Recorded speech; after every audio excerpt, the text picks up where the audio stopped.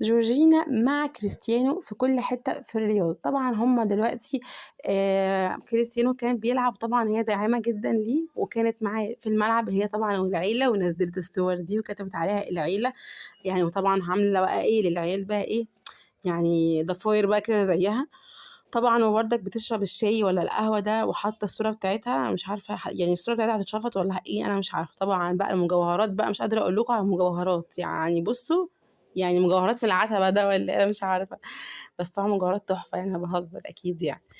بس دي الصور دي اللي نزلتها على انستجرام. طبعا في ناس طبعا كتبوا لها ازاي كده في الرياض، الصور دي ازاي في الرياض ومش عارفة ايه والكلام ده، بس هي كانت كاتبة على الصور دي صور العيلة. بس كده كان ده فيديو النهارده، يا ريت تدعموا قناتي وتشتركوا فيها واشوف